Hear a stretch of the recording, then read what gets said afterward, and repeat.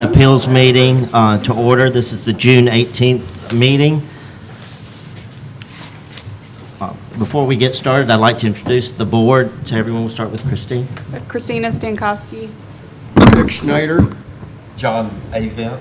Anil Vera. Kathy Slagle. Emily Boyette, Secretary. Oh, I forgot I was supposed to use this. Thank you. So, our first order of business is the approval of last month's meeting. The minutes. Mr. Chairman, I had one correction of the date that I gave to Emily. First paragraph says February 19, and it should have been what? May 21st. Yeah. Sorry. Monday, May 21st. Are there any other corrections?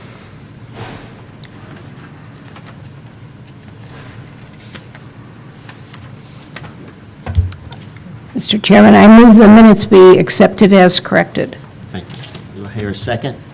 I'll second. All in favor? Aye. Aye. Motion carries. Abstention, Dick Schneider. Yes, I wasn't here. Okay, thank you.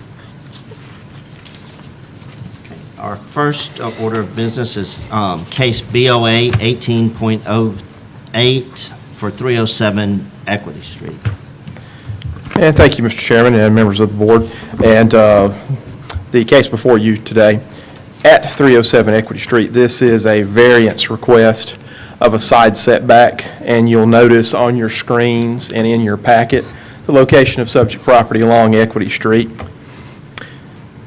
And the basis of the application and of the request is best described by looking at the excerpt. And you see here we have a survey stakeout, and both on the screen and in your packet, this was a stakeout survey prepared by a surveyor, and it locates and depicts the building setback lines on this piece of property, shown as a dash line. And then you'll notice the outline of the proposed home for that subject property, as well as a garage type of area right in here. So in the proposed stakeout, it falls well within the setback lines of the property. It was discovered, and this is also in your packet as an excerpt in your packet, it was discovered during construction. There is an encroachment, and so the surveyor provided a foundation survey dated April 16th in this case. And you'll notice there is an encroachment in this area right in here of approximately 2.9 feet. What has apparently happened is in the process of construction and process of laying out the home is that you have a window projection in the area right in here I'm showing with the pointer.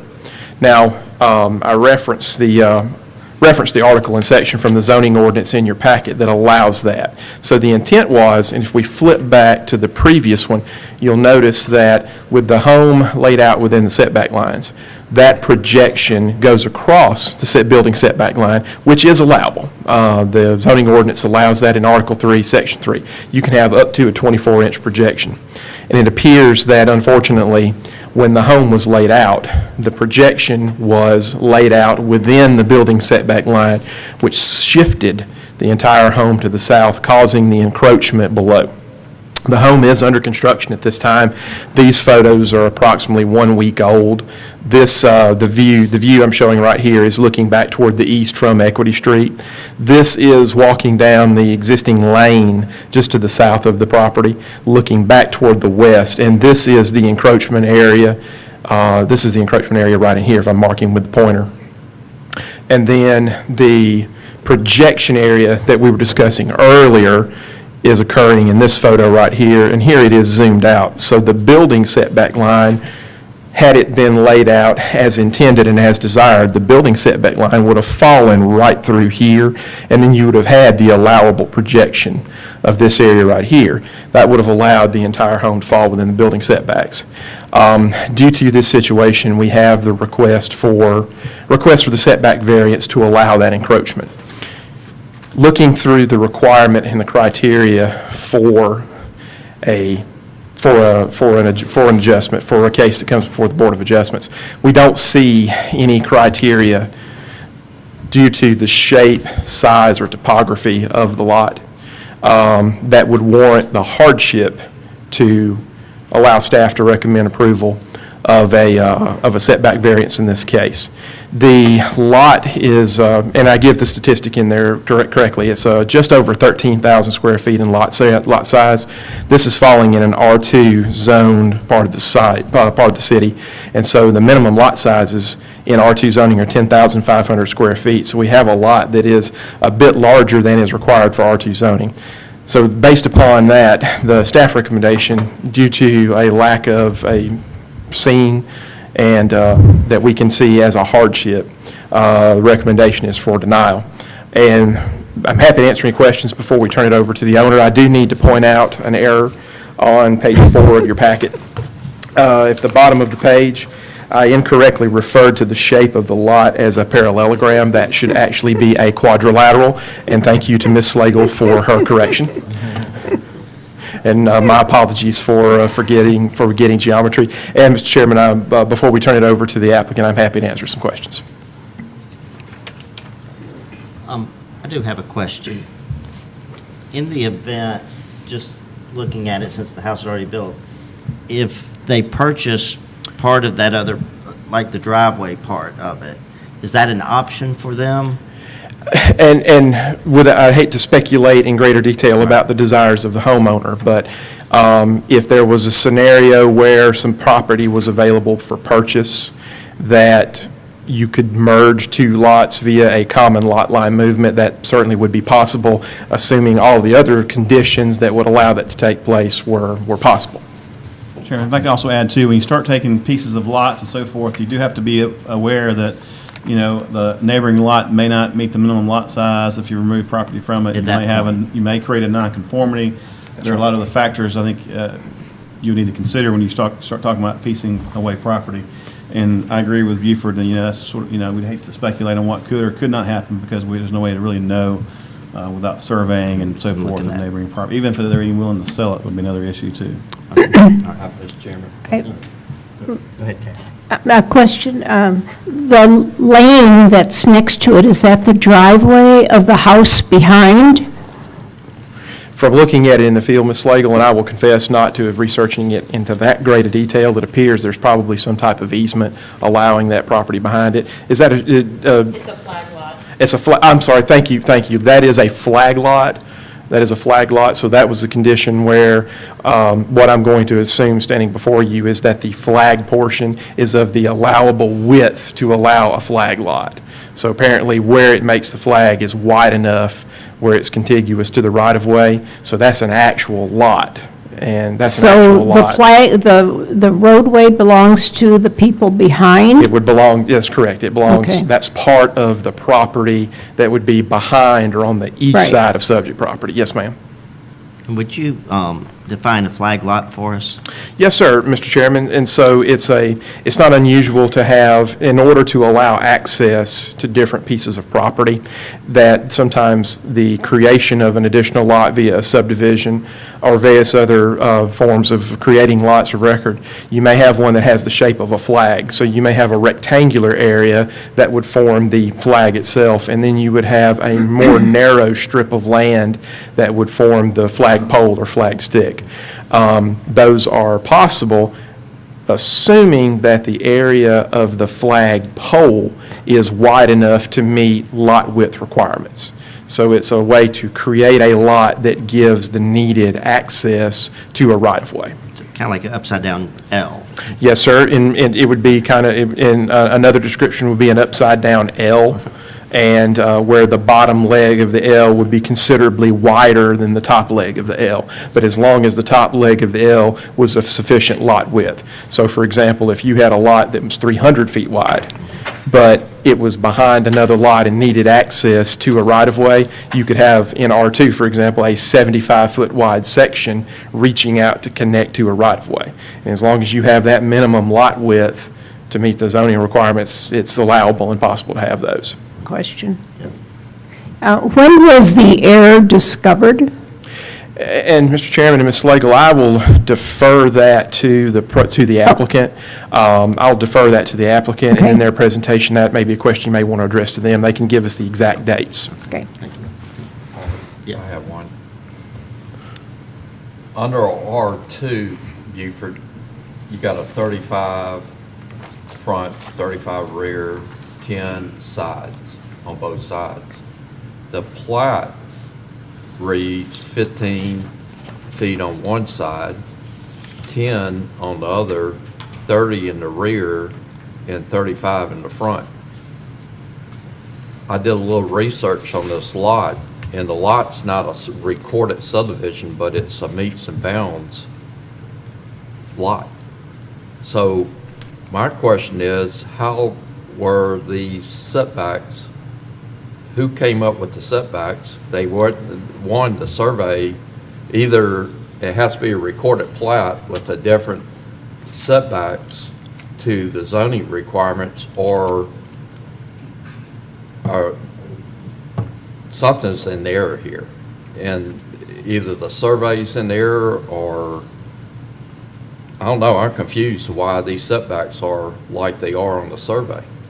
So, I'm going towards something here. If it is error, then the property owners ought to they had an additional 5 more feet on the side that they could have played with if they had the right information on this. Now- And they may not be in this position. Now, Buford, this case came to us a couple of months ago, is that correct? no, sir. This is the first appearance of this case. Okay. This is the first appearance of this case of 307 equity. We did review a very similar case in, I believe, December of 2017. Okay. The The adjoining property to this? It's 2 lots down, yeah. 2 lots. two lots down, Okay. yes, sir. So I that's believe not the same property? No, sir, this is a different piece of property. That property, I believe, was either in December or January. I think we heard it in December, and I think we Had it. tabled it to January. And it was a slightly different situation because we did not have a home under construction, but this is 2 properties to the north. Okay. And Mr. Chairman, getting back to Mr. Avant's question, going back to, of course, this is reflecting the survey we were given as a supporting document to the application. And so depicting 35, 35, and 10, 10 setbacks required by R2. And due to the size of the document, if Mr. Avant wouldn't mind assisting me and help me point out where that 15-foot setback line, It's on the north side. okay. It's a 15-foot, it says a 15-foot side setback. The rear is 30. The other side is 10, and the front is 35. Okay, so this is. My point is that if the applicant had the correct information from the very beginning, I don't think they would be in the position where they are today unless these are correct setbacks. And Mr. Chairman and members, if we've had this before on some of the older lots in town, that if we had historical information, and typically we've honored it, especially in some of the smaller lots that have been combined and divided over the years. And so that's what I would interject here, is if we can document that, then it's possible very well that it may be allowable. But I think what you're saying, John, is that the plat is showing 15 feet when indeed the R2 requires 10 feet. So they'd have an extra 5 feet. They would have had an extra 5 feet to fit this building in, or building, excuse me, house. And, rather than trying to manipulate this thing in a small area, they actually had 5 more feet, but they didn't have the correct information. I've done the research on this. This is not a platted lot. So this is a meets and bounds, it's recorded by my information through the tax record. with the setbacks as we see here shown in that meets and bounds description and recording? The lot size and dimensions are correct. The setbacks are incorrect Okay. to a R2 zoning. But the document that shows that meets and bounds description did not include setbacks in that? No, it does not. Okay, interesting. That is very That's- interesting. Maybe the applicant can come up with it, but Right. I'm totally confused. They submit a survey to the building department that the setbacks were incorrect from the very beginning, got it approved, that was non-conforming from the very beginning. And now here we sitting in a variance committee. They still have an encroachment. I just don't get past that. My hangup is if these setbacks are incorrect, then the applicant didn't have the proper information from the very beginning, nor did the building department review this close enough to see it was non-conforming as well. And I'm just bringing that up. I mean, it's an issue. And so, Mr. Chairman, I think to kind of reset where we are here is that, if Mr. Avent will clarify here, the encroachment that we're considering before us right now is still in effect. So that 15-foot setback that we were talking about actually would be on the northern side. That's right. Okay, so. So what you're saying is, this is sort of late in the game, but if this was discovered before they started constructing, they could have Pushed the shifted it house. to the north. I still know, I believe the procedure is with the city of excuse me, wrong city. I work in too many cities. Fairhope, when you submit, you got to do a survey, a stakeout survey. Then you have to provide a foundation survey, which we see in both. If it was the one that the building department could have looked at this and said, well, these setbacks are non-conforming from the very beginning, and it could have been researched that they could have literally pushed the building back towards the north, and we wouldn't be sitting here today. I'm not disregarding the setback at Right. all. Well, just, the encroachment. Yeah. I'm just seeing that. Yeah, and one of the things that. It was missed by the city, and it's missed by the applicant, and it's missed by the survey.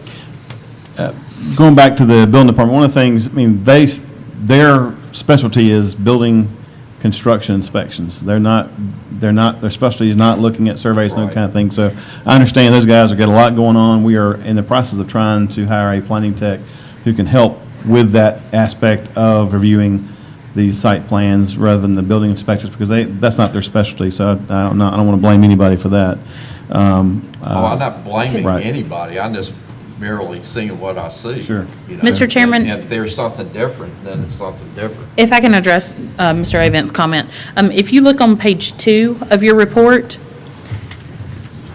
the diagram that's taken there, that is the actual stakeout survey that was provided to the building department. Correct. That they reviewed. Now, if you'll see, yes, it does have a 15-foot side setback on that north property And it line. also has the 30 in the rear, that's supposed to be 35. Yes, it is, you're correct. But the 15-foot to the north wouldn't have, that's more than is required. So that exceeds our minimum. So that would not be a flag to them. Now, if you look on the south property line where it's staked out, that shows that it's inside the property, the setback lines, the 10-foot. Now, On that's, page 2, yes, on page 2. well, the building's not encroaching over, it's a state that's encroaching. No, I know, that's what I'm saying. Yeah. So the building is not, based on the survey that was submitted to the building department, it meets the criteria to issue a building permit. Now, I- the applicant became aware of the encroachment after a foundation survey was done, which is not required by the city. That was required for their mortgage company, not by the city of Fairhope. I thought that the city of Fairhope requires a foundation survey. No, sir. Okay, then I'm misinformed, but We probably still should, in but all, we don't. We probably should. Yeah, and probably should, Mm-hmm. I agree, with elevations on it. Right. But, I don't know, I just got a hang up about the 15 feet while I was there. And I was always confused of reading the text from Beaufort and then looking at the drawing, why the two setbacks are completely different. And why would the setbacks be shown on this survey different from what the zoning Now, also, if originally there was a different design for the house, and they've changed it since then, if that was a driveway side, it would have been required to be a 15-foot setback. So at some point, they may have changed the layout of the house or something like that. I can't answer that. Well, I can't either, but that's what would have been required if it would have been a driveway side. So, Mr. Chairman, just to summarize very briefly, I believe the item before us is still under consideration as the encroachment area. So the staff recommendation will remain the same, and I'll set aside so that way we can hear the applicant's presentation. Thank you. I'd like the applicant to come up and explain it, please. Okay. Okay, if you'll state your name Hey, first. hey, guys. My name is Brian Broderick. I am the Dixon's builder. I am the owner of Sawgrass Builders. Just briefly, I've been constructing custom homes in Fairhope since 2006. During that tenure, I've had zero issues with the city of Fairhope, any of their staff, planning, zoning, building department. Always had a great relationship. During that time, I've built multiple certified green homes, 2 Baldwin County Home Builders Association showcase homes, as well as multiple IBHS Gold fortified homes. I've always made it a priority in our design, in our construction, to keep the city's historic aesthetic in mind, as well as try to establish a level of quality that hopefully will set a standard for others to follow and appreciate. I've always just been very conscious of trying to build something that fits in with the downtown area. I do the foundation layouts myself. So, and honestly, I cannot provide a definitive explanation as how this mistake occurred. I really can't. Anything that I may offer really would only be speculation, and therefore I'm just going to refrain from doing that, from going down any of those possible scenarios to prevent from unfairly besmirching any of the other subcontractors' reputations, because I really just don't know. Ultimately, it falls on me. It's my responsibility. I take full responsibility for this error. I just ask for leniency from this board to prevent the Dixons from paying for my mistake. This is the second home that I have built for this family that they've entrusted me to take care of for them, and I regret that I put them in this situation. When the encroachment was discovered, I set upon myself to research kind of how these variances were viewed by this board, and to go through previous cases just to see where I stood with this. In my research, I discovered a case, BOA 17.19 from December, 5 meetings ago. And after reading this, I was very encouraged because that case is literally, when I say identical, it is identical to this case. Even to the amount, the shape, it is identical. They requested a 2-foot 9-inch variance of a triangle sticking over the setback. We are asking for the 2 feet 9 inches, exactly the same shape. And there are a few conditions, however, that make our case maybe even more favorable, and I will just try to provide a very succinct outline of those things. First off, I want to say that this was self-reported, and what Mr. Avent brought up, the city does not require a foundation survey, and I will point out that I build all over the southeast, as far north as Bruton, as far east as Santa Rosa County, Florida. In every municipality that we construct custom homes in, there's always a foundation survey with an elevation required, and as well as a final survey that has an elevation on there. Fairhope is one of the very few municipalities that does not require this. Fortunately, our bank required this, and this is how we discovered this error. But what I want to point out is that the city does not come back and check this. And 90% this would have never been caught, checked, or anything, but we wanted to be forthright and transparent, so we self-reported this. So back to the comparable case, I just want to point out that what is a little more favorable for us. If you guys don't mind me approaching, I was going to just pass out a couple of things to you, if that's all right, with your permission? Sure. Okay. So, Thank you. Thank you.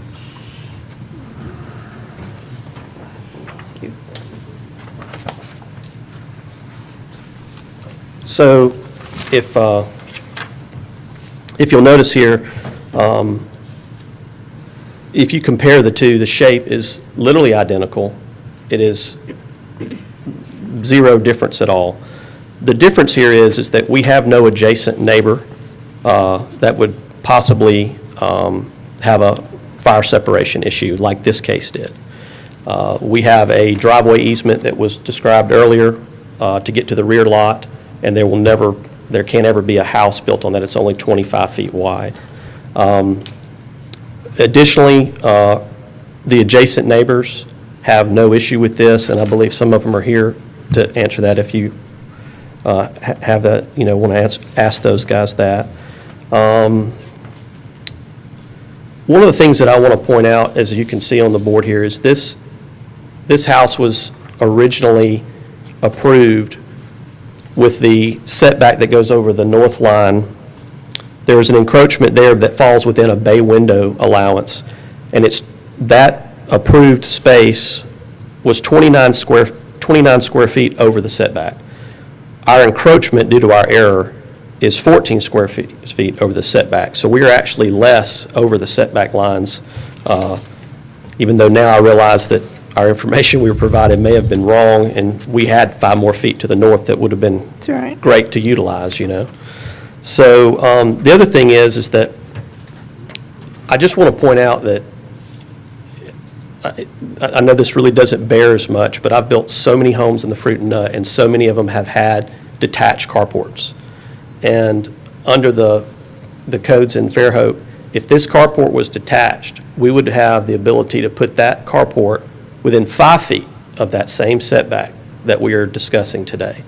So the impact to the neighbors there, I don't want to just be flippant about it, but we could have been a whole lot worse if we would have had it detached. It is attached, but again, it's a lot less than what it could have been if we would have had it separated. That's it, guys.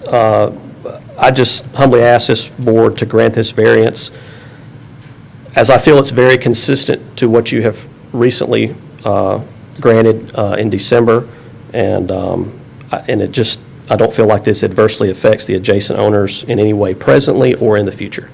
That's it. Thank you very much. I'll just say a couple of things. If you'll state your name for us for the record. Brian Dixon. This is my wife, Gretchen Dixon. We've lived in the Fruit and Nut since 2009 on Nichols Street. We built a house after moving back from Washington, D.C. And so we bought this lot about a year and a half ago and wanted to build a new house. And we get along great with our neighbors, and I reached out to every one of them and spoke to them about it. The driveway, I guess the flag-shaped lot, it's a 25-foot driveway. So from my property line, 25 feet across, and then our neighbors, Trey and Christy Goupay, that's where their residence is. So their house is the one kind of impacted. The 25-foot driveway, from which I understand you can't build on. So I talked to our neighbor in the back, Christopher Jones, and he fully understands, and he had no objection to it. And we had email discussions and text messages. And then Trey and Christy also are good with it. So I don't know if that has any bearing on the board's decision, but I just wanted to point that out, if so. So. Thank you. You want to? Oh, okay. But anyway, it wasn't intentional, so we apologize for this. We're not a builder or a surveyor. We're just going along with how they do it. So if I'd have known, we would have stopped it, but we had no clue. So. Thank you. If you were building this, would you beg for I'd like to open the public portion of the meeting. If anybody would like to speak for or against this, you come up if you'll state your name for us. Okay, I'm Christy Goupay, and my husband and I, with our kids, live at 317 Equity, which is the house to the south.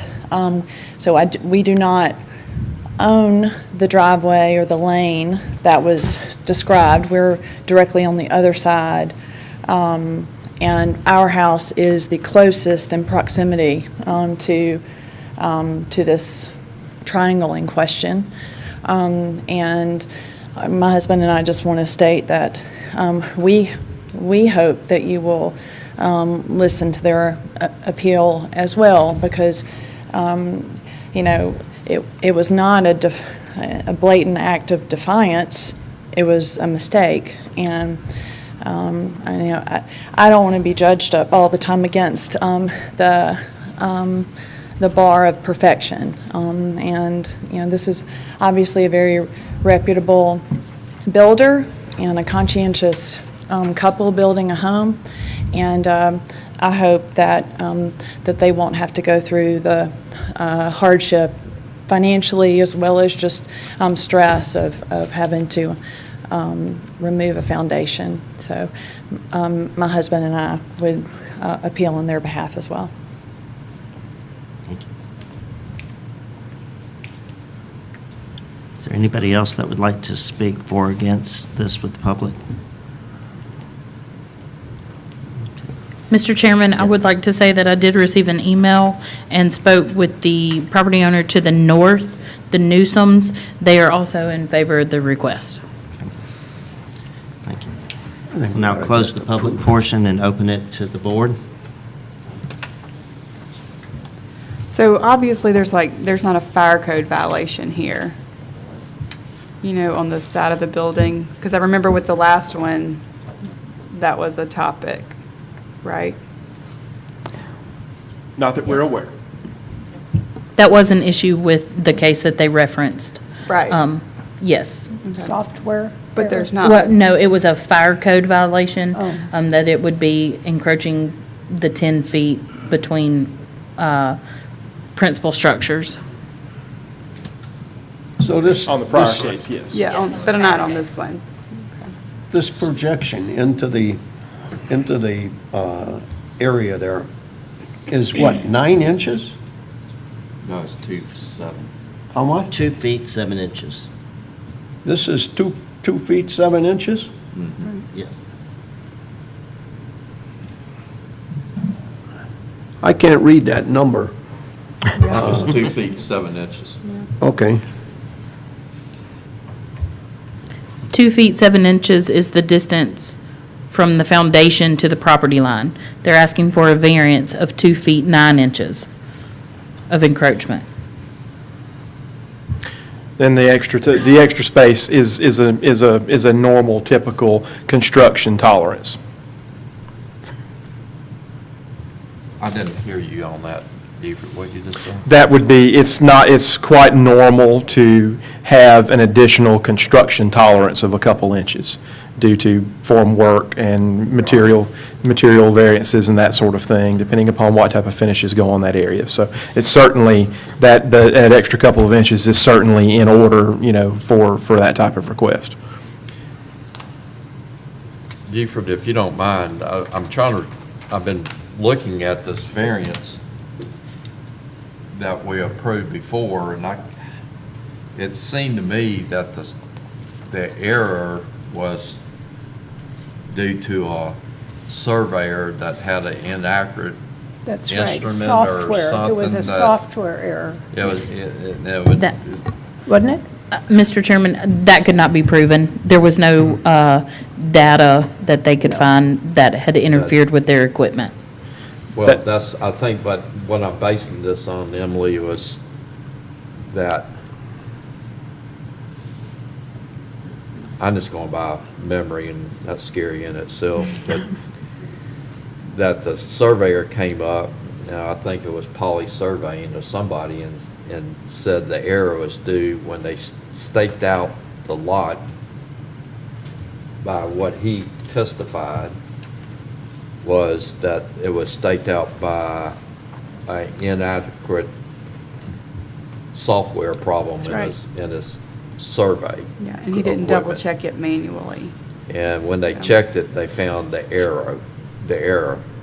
And, you know, I don't know how they finalized what they did, but it looked like basically the whole house was shoved to the south, not to have an encroachment. That's the reason I always had to hang up about the 50, if they knew that they had 5 more feet, that's my hang up.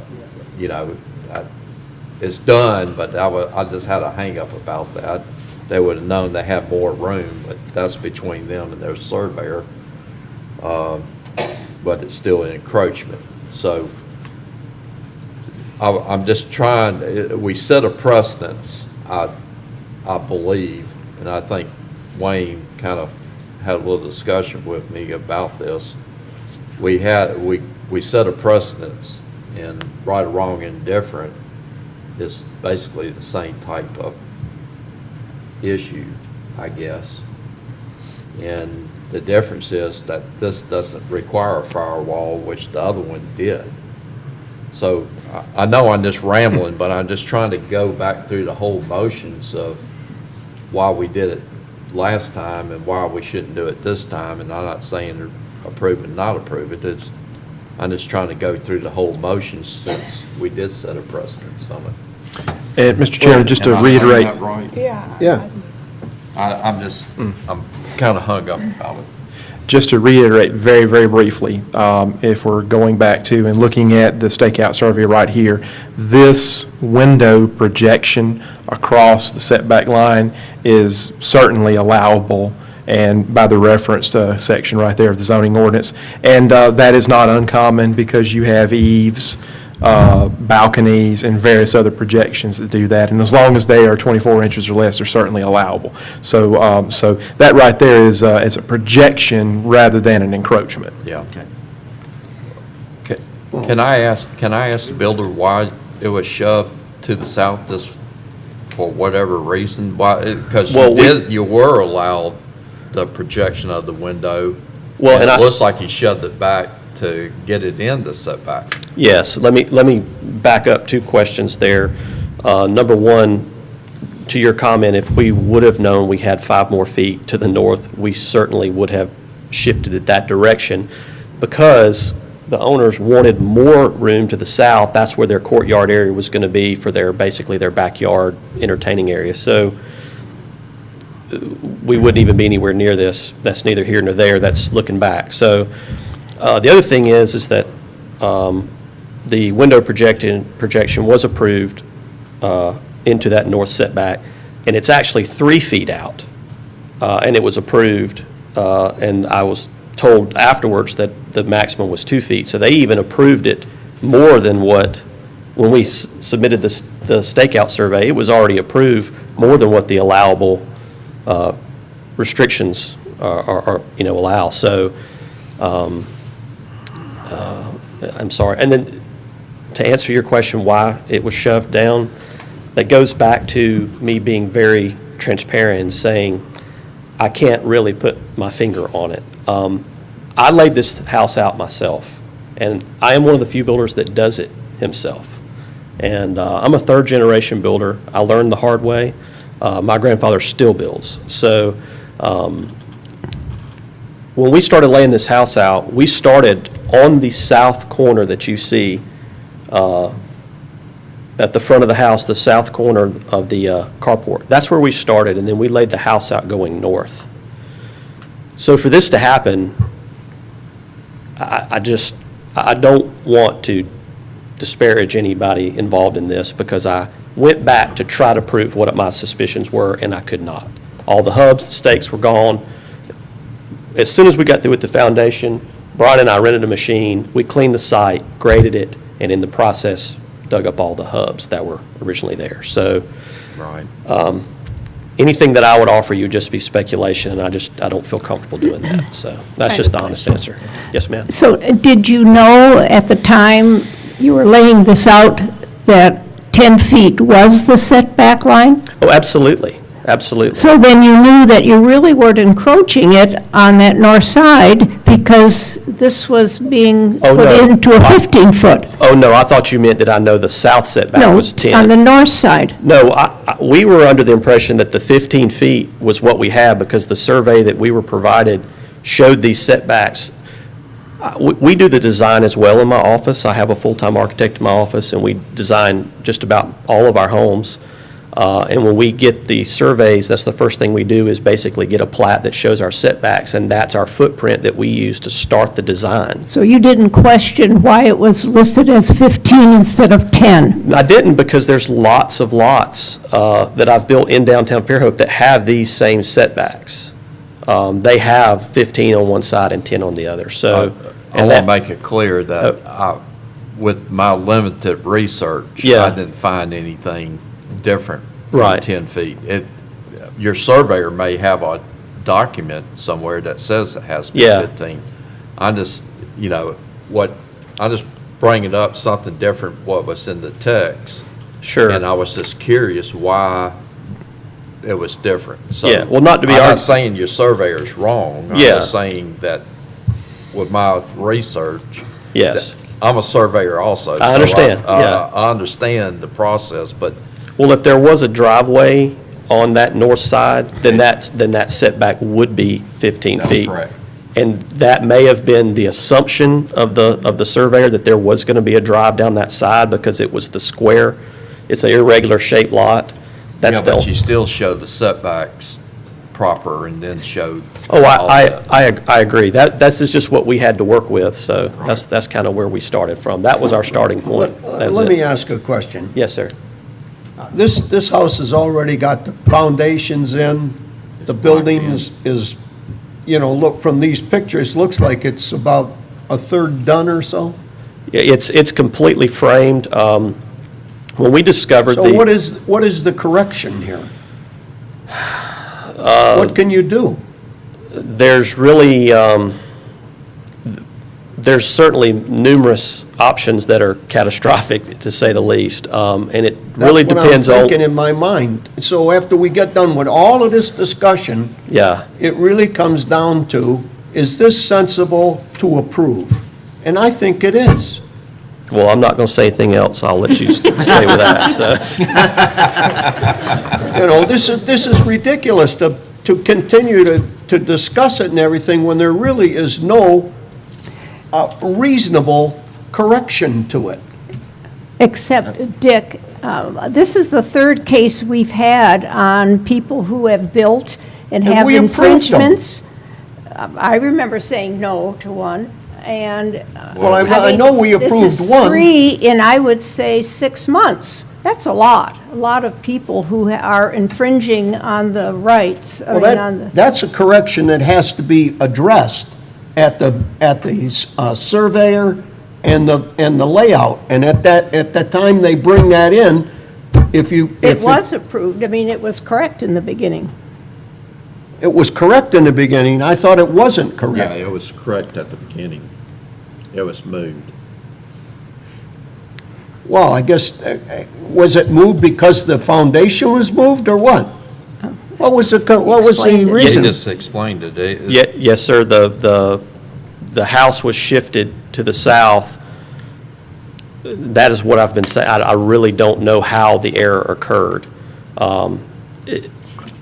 It could have been staked out wrong. It could have been shifted afterwards. I really can't speculate, and it would just be speculation. I just think that doesn't provide any good information for you guys. And it was, Well, and if we approved one of them, then I don't know how, not being a lawyer, but I can tell you this. You turn it over to a lawyer, and I think he's going to win. well, that's why I provided this information from the previous case, because it's literally identical, and. That's what I'm saying. So, And, I think yeah. we're beating a dead horse. Can I add one thing, sir? To Mr. Evans' point. Originally, when the house was laid out, we designed the house because it's a quadrilateral, which we had no clue. So you must be a math teacher. Former. Okay, because my wife's sister's a math teacher, and she's the one that figured this out for us, because we couldn't understand it. But the lot was kind of, I call it a reverse triangle, so it didn't afford a lot of opportunities because you had to, it went backwards. So with the width on the front, we decided to put our porte-cochere or carport up front, so we wouldn't have to do anything in the back because it's so narrow. And if we would have known, I guess, and I don't know all the rules, but if we'd have had an extra 10 feet, I was asking Brian, I said, I would like the house shifted in the center of the lot, because we're not going to have a driveway. It's going, we're going to park in the front. We're not parking in the back. So I guess if we would have known that we would have had an extra 10 feet, the house would have been shifted north, and regardless of the stakeout, it would have probably set within the setbacks correctly. But So, that's already gone. yes, sir. We're here now. Right. So my point is, we have a problem. Right. If it's turned over to a lawyer, Yes, sir. the lawyer's going to go and find that we approved this once in virtually the same circumstances. Correct. Where a guy made a mistake. Now, you're on the jury. Which way would you vote? In my favor. It's pretty simple. And I've been on a lot of juries. I'm in federal law enforcement. I run the Department of Homeland Security office in Mobile, all the way to Montgomery. I've got 30 special agents working for me. Well- For the last 24 years, I've testified in federal court and everything else. And I tend to agree with you. We don't want to go down that avenue. I don't blame you. So. And I don't think you should. I think we ought to have a motion to approve, to go ahead and approve this variance and let it go at that. And the next case, if it's a different area and everything, and we get different situations, then I think we should reject it. But in this particular instance, I see no alternative. So Dick, are you making a motion? I will make a motion. I still have a question for the builder. So if this error was discovered right when the foundation was put in? It was not. It was not. We did not discover it until we were just about complete framing the roof. So there was no stop order put in at that time saying, oops, we better No, go back? and let me tell you what we did when we discovered this. When I discovered this, I went down and sat down with Emily and threw myself on the sword, and she broke my heart and told me I was in bad shape. And the house was just about, the roof was being framed. So I was at the point of no return to where I couldn't just stop at that point because it's been raining every single day. Right. So we had to make this push the last few weeks to get the roof decked and get the waterproofing on so the house wouldn't get covered in mold. And so we were at a point to where, and that's where we are now. We've finished with Right. the drying in the house and waiting your ruling, so. Thank you. Yes, ma'am. Good. Kathy, do you remember the meeting on December the 10th? Can you kind of refresh me? 'Cause was All I not there. remember is them giving the excuse that the software that was used by the surveyor was incorrect, and that's what they blamed the positioning of the house on. And they were going to cut the corner off. That was their solution. Right. Making that room unusable, they said. Okay. But there was a software error is what was. From the surveyor, Right. What was alleged. right, allegedly. Mr. Chairman, if I could say, yes, that is what their argument was, but there was no proof provided, even from the software company, that there was any error in the software. That's right. Well, the fact of the matter is that we all would unanimously voted Did we? for the encroachment. So, But I remember another one at the swimming pool over off of Parker. And they had an error, and I remember voting against that one. I don't know how you can, I think we're killing ourselves. I still make the motion we ought to approve it. Okay, do I have a second? I'm gonna second with and the reason I'm seconding it is because we have had precedents in the past. I have been warned by Wayne Dias that sometimes that opens up a can of worms, but Does. there's always circumstances, honestly, I came here to say nay on this one, or with the recommendation, but I just don't feel right saying yes on the exact same situation then we voted on and saying no to somebody. So I second Dick's motion. Thank you. We will take a roll call, please. Stankowski, Aye. Aye. Schneider, Avent, Aye. Vera, No. Slagle. No. Motion fails.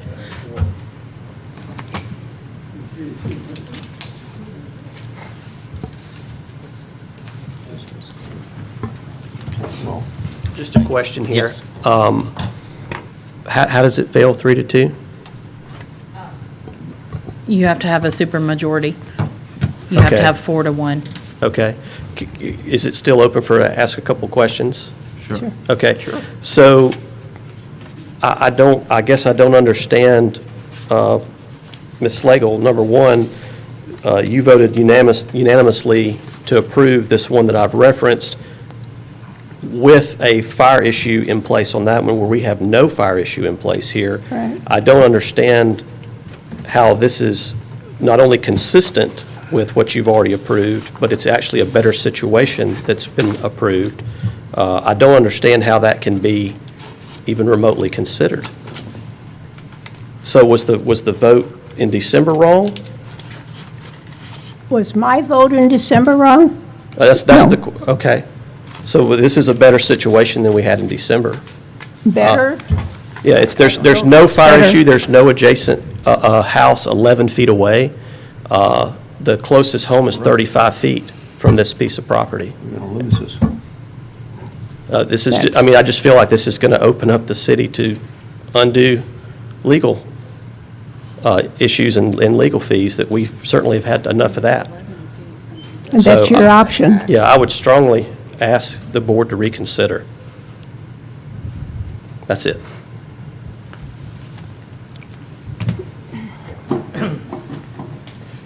And we would appreciate it too, obviously, but Ms. Slagle, I understand your concerns, and, I think maybe this, in my opinion, the humble opinion is maybe the solution would be for the city planning department to, in the future, maybe set some safeguards in place after this case is heard and hopefully approved, if some safeguards to maybe get in line with other municipalities where we had the mistake of, if we had an additional 5 feet that we could have went north, hands down, we would have taken that advantage, because I didn't like the way the house was situated. I wanted it to be in the center of the lot, but I was told, based on the setbacks from the city, a 10 and a 15, that we were not allowed.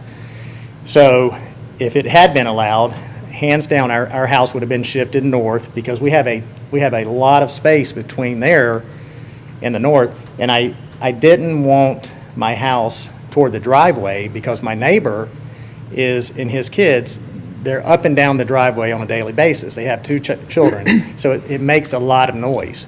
So we were trying to shift our house as far north as we could, but we were told, nope, you have to have a 15-foot setback, and then a 10 over here. So with putting the carport or the porte-cochere on that side, we kind of shifted the house to the center, and we know in the back we didn't really have usable space because it's an odd-shaped lot, and that has now caused us an undue hardship. And, as far as stress, financial, engineering, to go back and do this whole process again, and the bank, we're at a point now where we can't get any money from the bank. I've got building supply people requesting payment for lumber. The bank won't give us any money. I have no more money. I've given all my money to the bank, and they will not release a dime until this is resolved. And this could take several weeks or whatever, and I've got probably $75,000 worth of lumber that they're talking about putting a lien on our house, and we can't pay it. But again, you know, just based on the fact that we really wanted our house in the center of the lot, and if I would have known that we'd have had 10 and 10, we would not be in this issue, but we were told 15 and 10. It went to the city. I don't believe there was any safeguards in place. I'm not. Mr. Chairman, I mean, talking let me something about be the very, very city. clear here. Well, I don't know who the survey even was. I don't know who told you 15 and 10. The ordinance clearly states 10 feet on each side, period. I mean, it's written down, it's in the ordinance. I don't know who the surveyor was. I don't know who told 15 and 10. That didn't come from me. Be free to come from you. I don't know who said 15 and 10. It's 10 feet on each side. If you have a driveway, it's 5 And additional feet. it could be 15 and 10. I was just confused. I was trying to bring up something that, Right. Mr. Chairman, and we're starting very sympathetic to their case. We understand these things happen like that, but I can't speak for what the survey told them. So pointing back at us saying we messed up, I don't think that's accurate in any No, shape, form, and or we're fashion. not saying that the city messed up. I know you guys have a lot of stuff going on. There's a lot of building permits, and we're not casting blame on anyone. We're just asking for some leniency here and maybe a And little. we understand your problem. Part of my problem with it is once we approve, when we say that's okay for you, the other three that we had that we denied, it just opens up for other people. So, I mean, I understand what happened. Yeah, my point is you're not setting a precedent here. You're being inconsistent with an identical ruling previous. That's it, exactly. That is the Okay. problem I have here. You're not, I understand what your Right. point is. If this was the first case like this, Right. to where you're setting a precedent, so downstream, you're not having to go through this again, I understand. We are the downstream where you've already approved it. Right. And we are a more favorable case. Right, but I So think this is with- just opening the city up to something that none of us want to be involved in. Right. I think the last case that they approved it was, what was told to the board was that it was an error in the survey. And this was an error. It was a mistake by a professional, me. Right. And whether the mistake was made by a professional surveyor or them is irregardless. The situation, it is to the inch, board. It is identical shape to the inch. You cannot, other than we don't have the fire issues and adjacent neighbors that those people have. We are a more favorable position. So this is totally inconsistent with what you've done 5 meetings ago. So we don't want to be in a legal battle with this. It was a mistake. We've come in and been very transparent and thrown ourselves on the sword here, hoping that you guys would be consistent with what you've already done. And that's what we're asking for. Yes, and Is there That's any it. reason to resurvey? Is anybody willing to change their vote? Neil, you?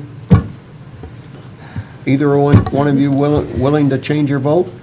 I just feel like it's so, I mean, If another motion is made, you would have to have a second, and we would revote. Okay. I will make the motion. The motion is, in light of the fact that this will turn out to be a legal battle with a lot of extra expense and stupidity, I don't see Excuse me. why we don't just go ahead and approve it this time so that we are consistent and that we don't get into legal wrangles over things. That's what's happening to this whole city, it looks like. Everybody's wrangling over something, and we're not being consistent.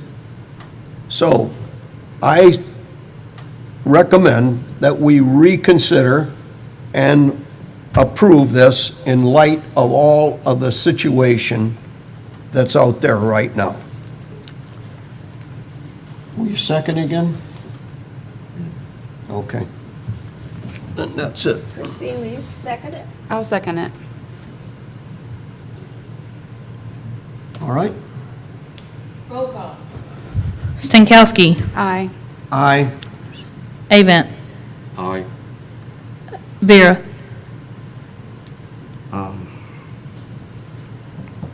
I'll say aye. Slagle. That's it. We've had three prior cases, and I voted no on one of the three, so I'll say aye. Motion carries unanimously. Very good. Thank you very much. Thank you. No thanks. We will have a meeting next month. Discussion Yeah. over nothing. Hey, Dick, Yes? give me just another minute. Oh, We do have a case for next month, and then if we can have a motion to adjourn? Do we hear a motion to adjourn? motion to adjourn. I'll second that. All in favor? Aye. Aye. Aye. Motion carries. Oh, another. Thank you.